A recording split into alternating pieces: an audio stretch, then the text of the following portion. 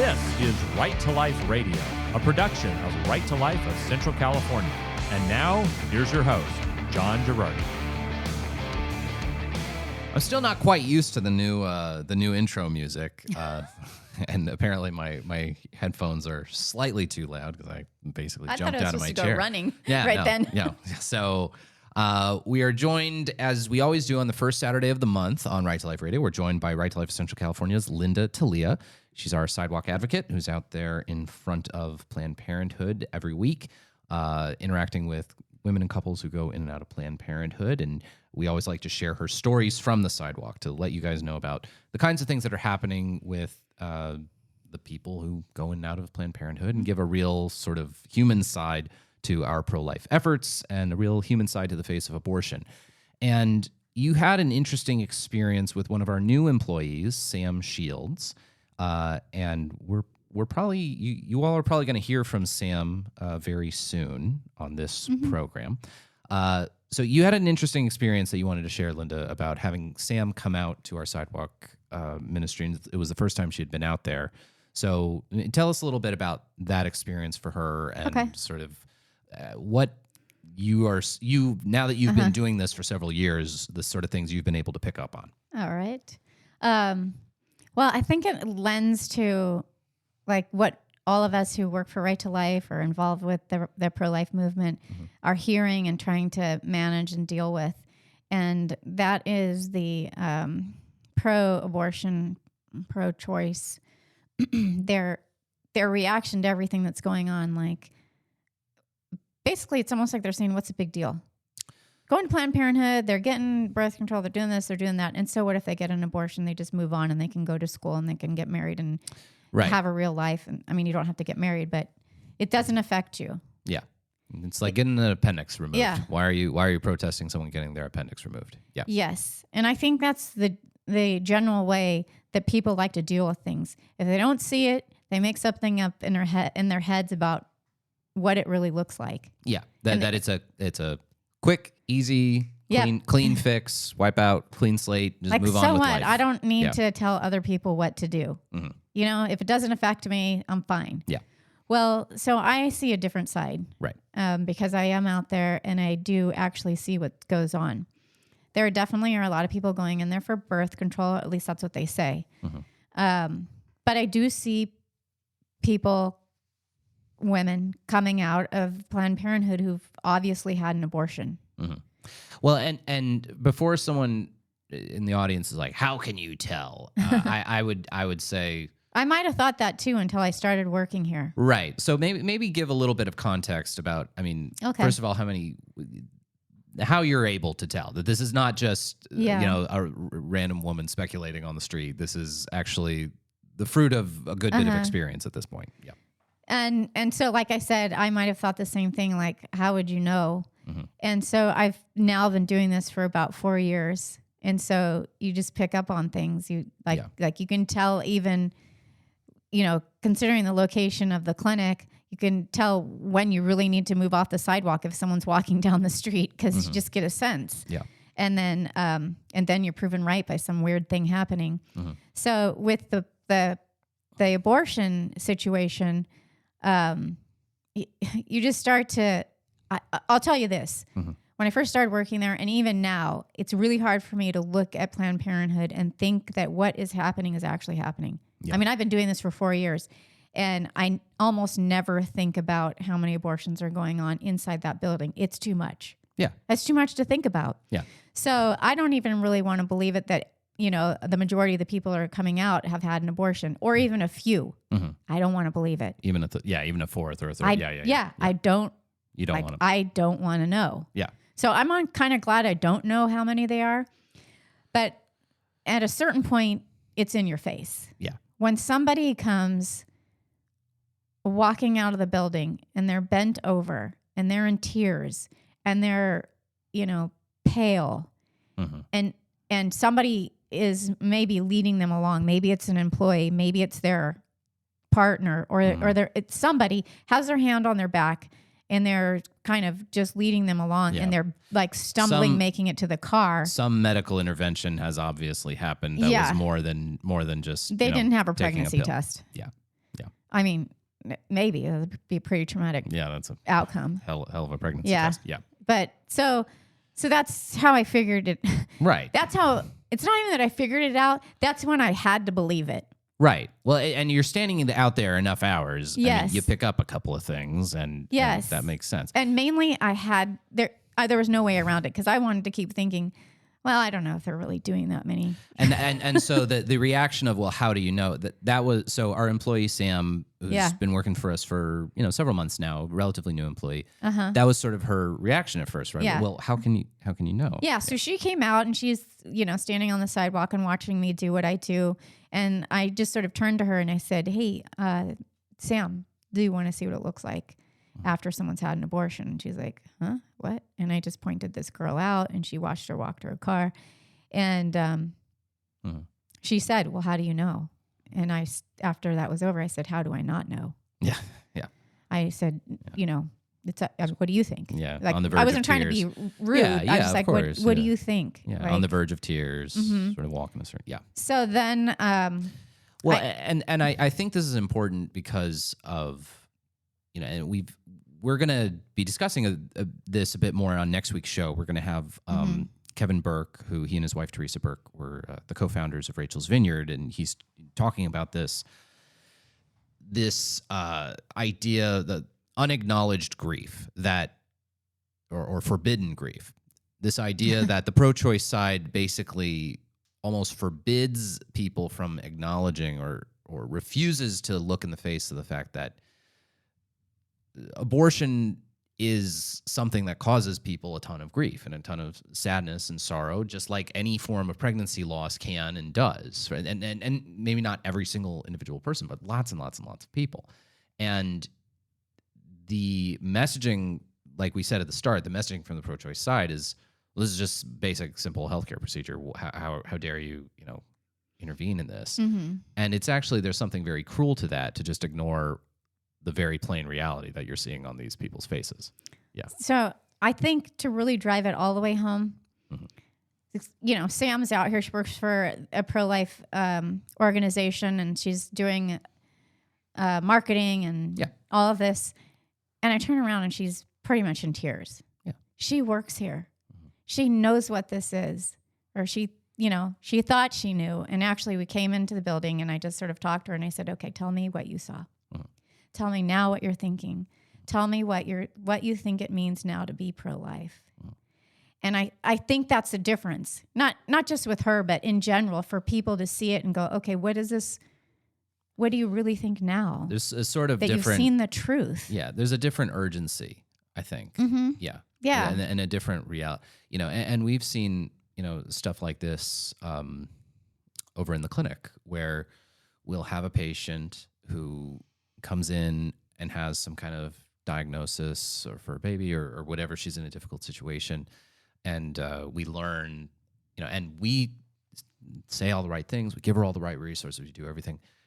And then she chooses abortion. And the sort of reality of that is really, really, I mean, it's very difficult for our, staff at the clinic to deal with that and go through that. But you sort of see the immediate urgency of like this. There's a baby here. Well, it changes when you are actually, when it's basically tangible. Yeah, once it's in your face and you see that. We're not just talking about an issue now. Yeah. And that was the thing. I had this experience. I was speaking for a group of, I believe, 7th or 8th graders at a local school. And one of the kids asked, in like the Q&A, I'm talking about, fetal development. No, the baby at this point in pregnancy is alive. And why do we, this, it was with the 8th graders, so I'm able to say the word abortion, talk about abortion. And one of the 8th graders asked me, how do they do abortions? And I had literally just a few weeks prior, and we've talked about it on the show, I'd gone through all of the Medi-Cal reimbursement billing codes for the different kinds of abortion procedures. And I have not just the different procedures, I also have the dollar amounts of what Medi-Cal reimburses a doctor for doing them. And I realized... So I'm going to stop you right there. Yeah. You talking about that made me see, like, another reality that I don't want to. Yeah, the money. I don't want to know the money. You know, how so much you just, money those? Yeah, like, yeah, exactly. Well, and what I realized in front of these kids was, there's no way I can describe abortion to them without it getting violent. Like, I can't describe it to them in a way that I am comfortable that their parents are okay with me describing what is, it is inherently a violent thing. There's no way to describe what happens. I mean, I can describe a pill abortion, and that sounds less violent. It's just the baby is cut off from his or her food source and starves to death, which is also horrible.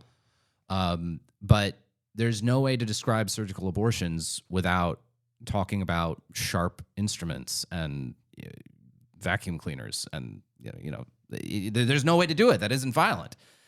And that's the blunt reality of it that nobody wants to grapple with. No. And even, I think, like, not even me. I'm sitting here going, Well, I'm not going to go. I won't go into it. Yeah, exactly. Yeah. Well, I won't go into it.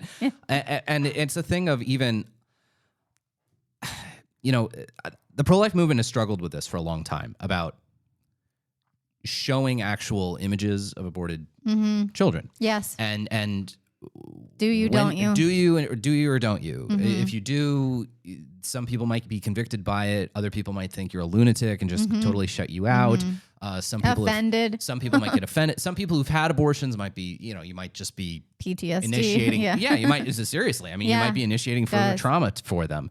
So there's all these sort of practical considerations, and then there's always there. It turns into sometimes these silly arguments of like, you're a wuss if you don't, a what? buy a billboard and put a 20-foot sized dead baby on it. No. So I don't think I'm a wuss. I think I'm trying my best to present. Well, I think that lends to what we do. We are not here to condemn. No.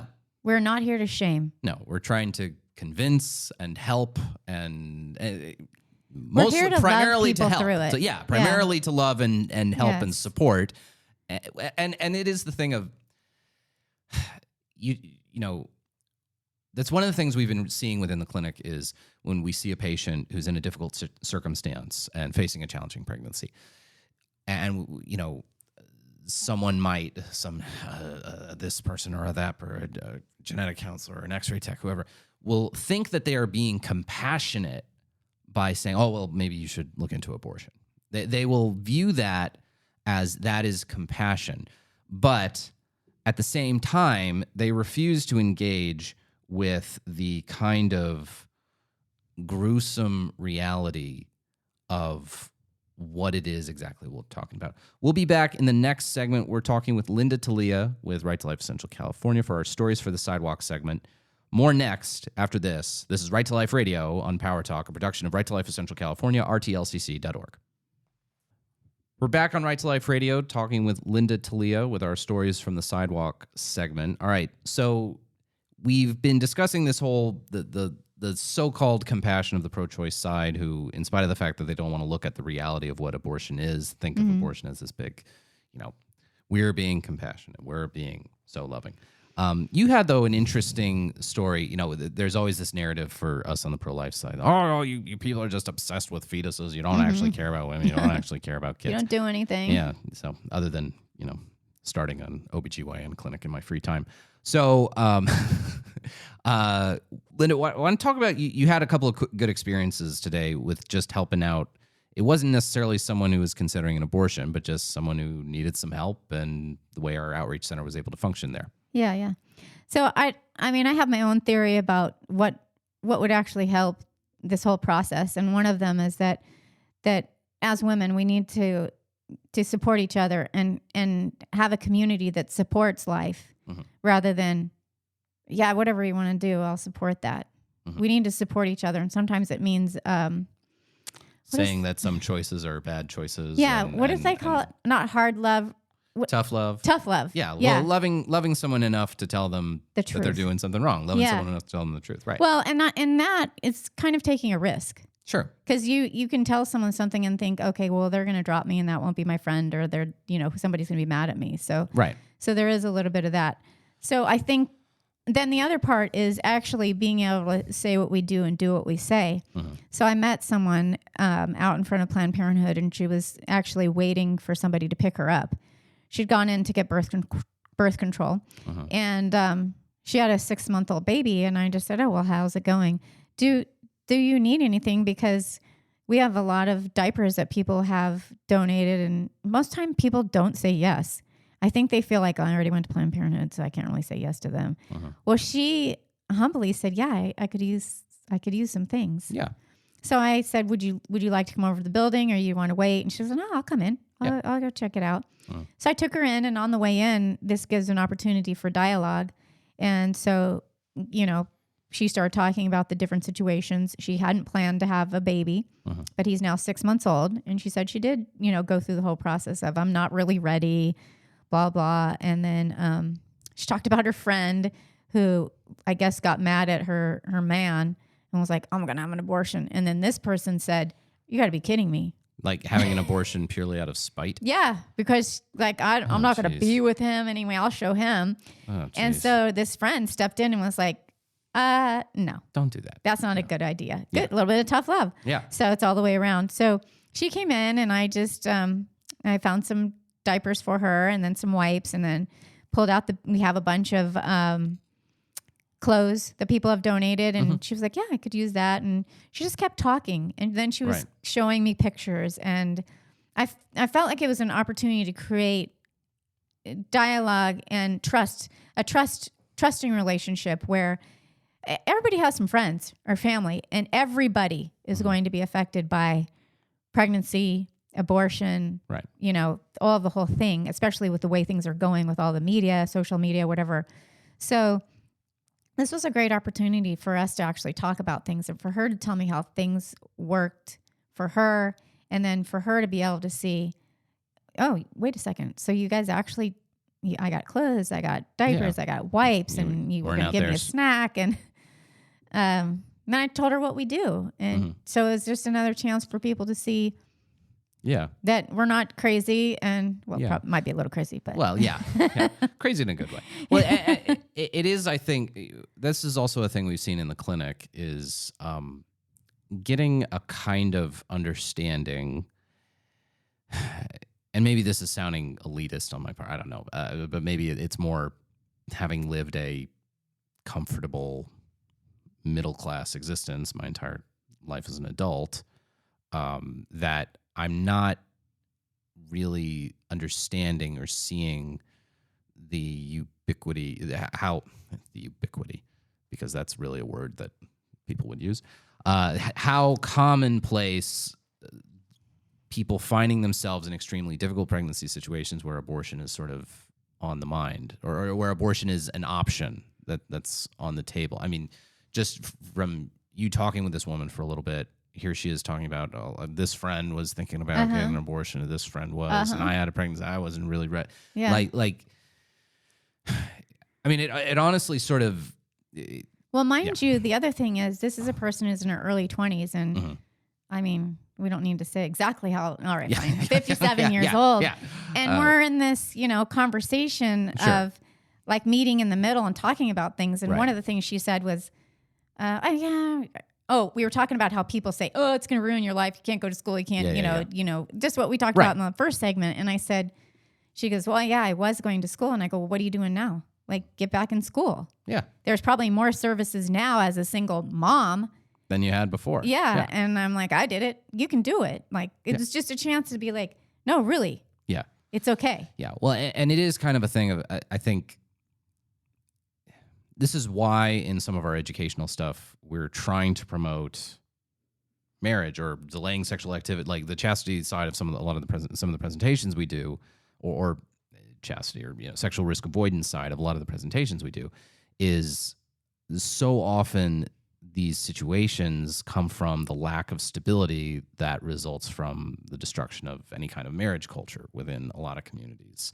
To have no home life stability, obviously that, and we see that with a lot of patients in the clinic, and it's a trust thing too. Yeah, it's a difficult thing. Who do you trust? Yeah. Yeah. Well, how broken can you families. Yeah. You know. Yeah. I mean, if you it's a boyfriend and it's a tenuous deal and he's the father of the kid, I mean, yeah, abortions, you don't know that this is a long-lasting thing, and now you're going to be tied to this person for the rest of your life by this child. Who do you trust? Do you trust? I mean, why is someone going to trust me on the sidewalk? Right. You got to do what you say and say what you do. Yeah. And I think as an organization, we're going way beyond. Right. Yeah, and that's why I'm so proud of the work of the outreach center, is that it's not just pure, it totally belies the whole the way that we've operated has totally belied the whole idea that all you guys care about is fetuses. No, we've been caring for everybody the whole way.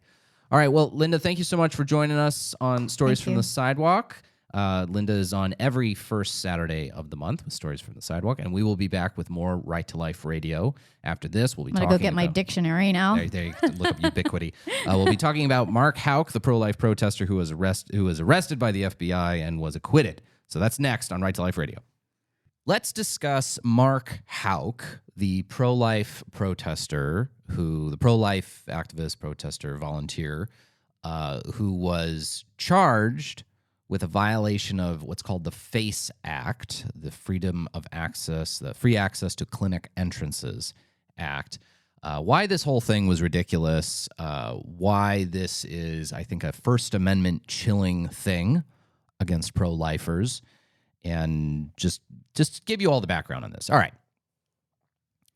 In the early 90s, there were several widely publicized events in which certain pro-lifers engaged in vandalistic or violent conduct, against abortion clinics or abortion providers. And in response to that, and in response to, now, is that representative of the whole pro-life movement? I don't think so. I think immediately the media was trying to make it so. We've seen since the leaking of the Dobbs decision, about 70% of all the violence and acts of vandalism. There have been at least 80 different acts of violence or vandalism against pro-lifers, and the overwhelming majority of any abortion-related violence that's happened since the release of the Dobbs decision, the leak of the Dobbs majority opinion, was against pro-lifers, and some of the alleged acts of violence, whatever, again, perpetrated by pro-lifers against pro-choicers, sometimes they were non-violent violations of the FACE Act. So basically this involved a FACE Act or of blocking a sidewalk or blocking clinic entrance. So there are some pro-lifers who engage in various kinds of civil disobedience, non-violent civil disobedience, in which they're either where they're prosecuted for something like trespass onto clinic property, for blocking a clinic entrance or something like that. Now, Mark Houck was a pro-life protester in Pennsylvania. He was outside of a Planned Parenthood and got into some kind of an argument with a Planned Parenthood volunteer. Some kind of argument, altercation of some sort. Local authorities in Pennsylvania declined to bring any charges against him. And frankly, do I think clinics of any sort should have their entrances blocked? As a general rule, no. Do I think public sidewalks should be obstructed? As a general rule, no. But I also don't think it's necessarily just taking off my pro-lifer hat and putting on my lawyer hat here, or maybe my person with opinions on constitutional law hat. I think it's kind of absurd for the federal government to intervene in these kind of questions at all. Okay, whether or not someone is trespassing, whether or not someone is obstructing the entrance to any kind of business establishment, whether or not someone is engaging even in disorderly conduct or violent threats against a specific local clinic, local clinic or local pro-life entity or whatever, I don't think it's the federal government's job to get involved.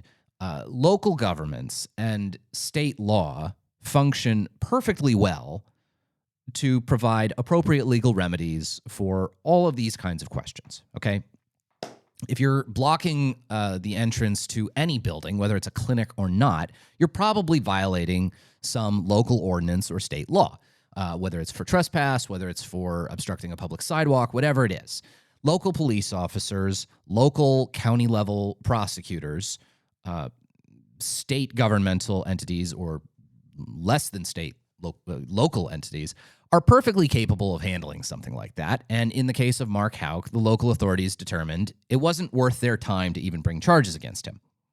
Well, in the wake of the release of the draft of the Dobbs opinion since May, people have been on kind of high alert because there were a bunch of pro-life entities that were vandalized. Now, the Biden administration, I think, basically didn't want to present out to the world, okay, we need to protect all these pro-life nonprofits who are being vandalized. So they said, okay, anyone who's engaged in any kind of abortion-related violence, whatever, we're going to start monitoring. And we saw this happen even at the local level. We had an FBI person, we had someone from the FBI come to Right to Life and say, hey, have you had any threats? Have you okay? And we said, nope, we haven't had anything, so we're good. And basically what's happened is I don't think the Department of Justice, which is led by people very, very much on the left side of the spectrum ideologically, and they're the leadership of the Department of Justice now is incredibly committed to furthering a legal right to abortion. They didn't want to have on their record, I think, a record of only bringing prosecutions against pro-abortion activists, even though pro-abortion activists have perpetrated the overwhelming majority of the offenses. So what have they done instead? Well, they kind of have tried to do a sort of tit-for-tat thing, and one of the prosecutions they decided to bring was against this Mark Houck gentleman from Pennsylvania. So for whatever this little scuffle was, they decided to charge him with a federal crime under the FACE Act. And they come to arrest him for this crime, not with, one or two FBI agents for this offense that happened well prior to the day that they arrested him. Instead, they send like a dozen FBI agents with guns out, with holding rifles, to arrest this man in front of his family with his kids there crying and screaming.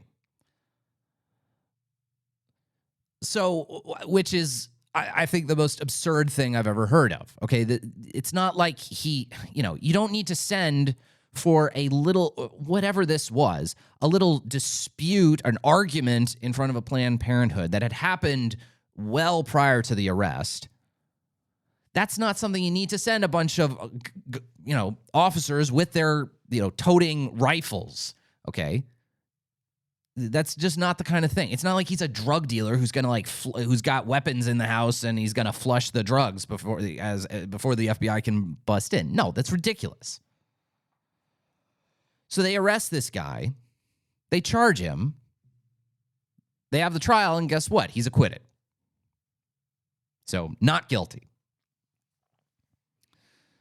Now, you might say, justice has prevailed. Wonderful. Well, I don't know. I don't know all the way.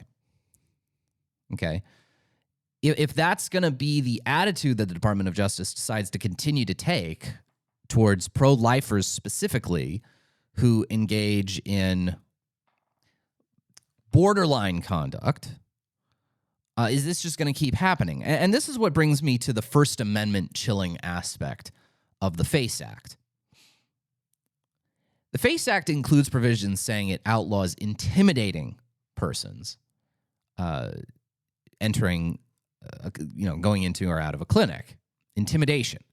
And a lot of people have pointed out the kind of vague or broad nature of a term like intimidate. What does that mean exactly? Like, there's a lot of wiggle room there.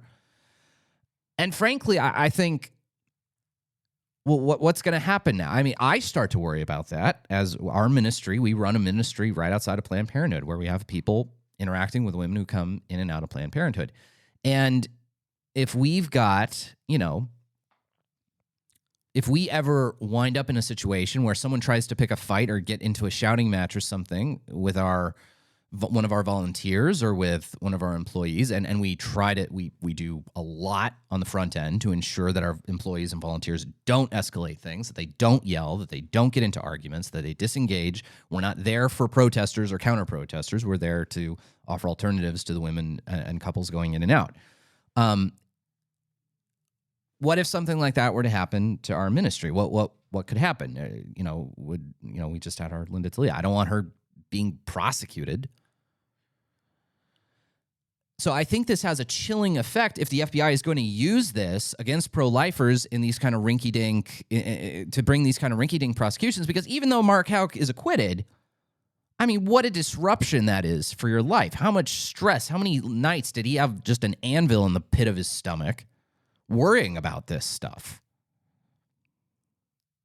You don't know the jury's going to acquit you until the day they acquit you. So, was justice served here? I don't know. I don't know that the Justice Department has learned any great lesson here. The Justice Department has more money than God. I mean, they can bring they have effectively endless resources. They've got a budget of $80 billion. They can bring more prosecutions like this if they want. If they decide, well, we're just going to keep pressing on this thing. So it's a combination of things, and it's something, we've had this lawsuit against the state of California that we've been prevailing in for SB 742, which was a state law to prohibit various forms of protest within 100 feet of the entrance to a vaccine site. Planned Parenthood offers not the COVID vaccine, but they offer HPV vaccines, and thus it was limiting our ability to do our work, and we filed a lawsuit in federal court and prevailed. Now, I don't think... So I am sensitive to this whole thing. And I guess my concern is for the constitutionality of this, is this being applied in a neutral, even-handed way, or is the federal government applying this overly broadly?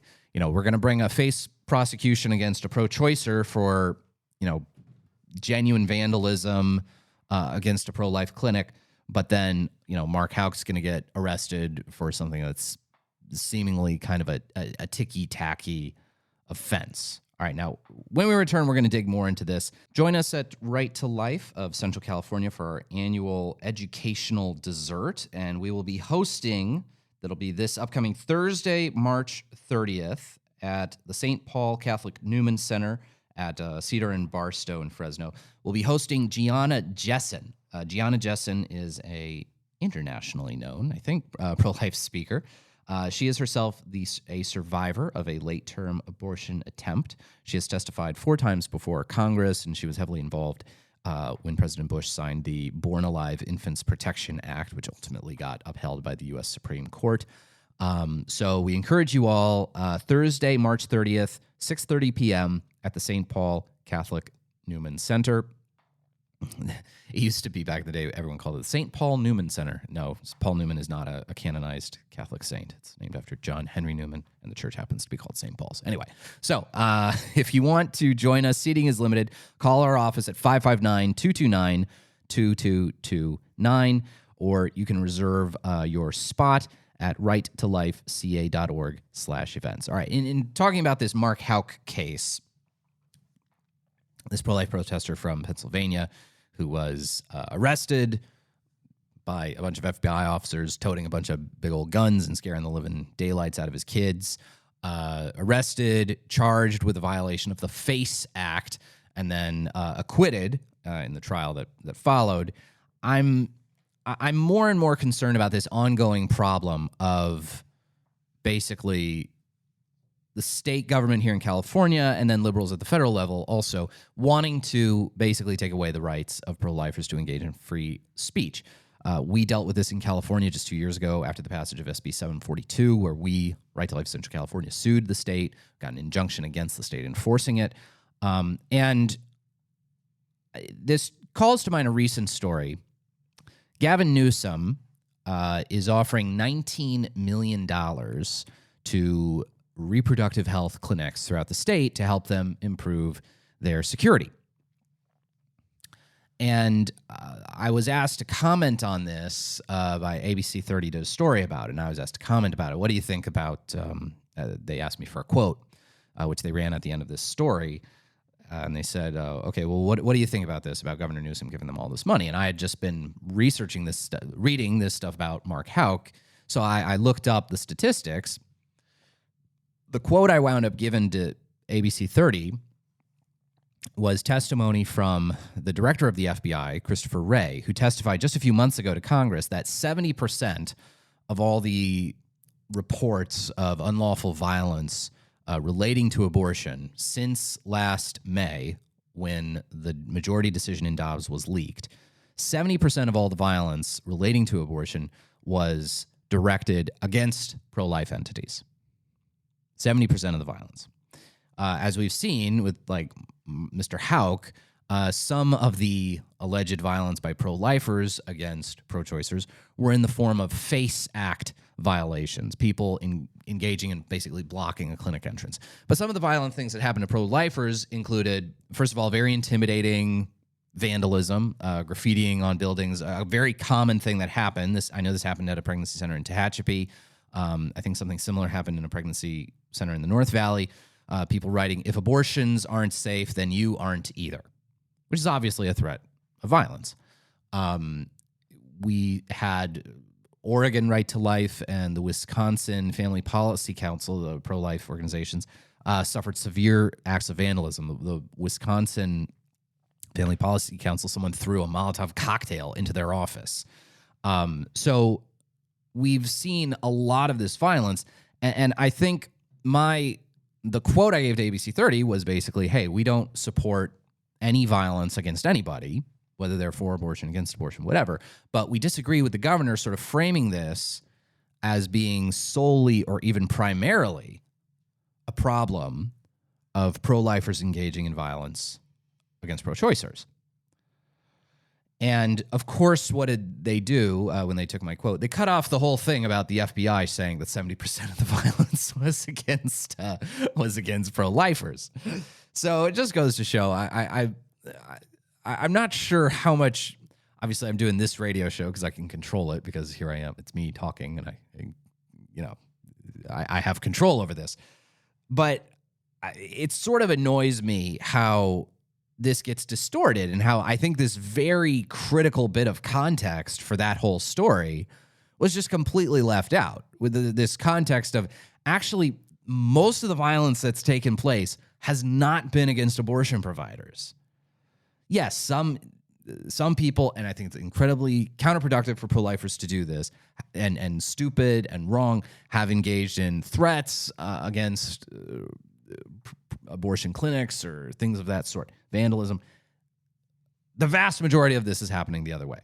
And it's not excusing it when our side does it or anything of the sort. But the idea that it's primarily us engaging in violence is, I think, misguided. That'll do it for Right to Life Radio. Thank you all so much for tuning in. We'll see you next time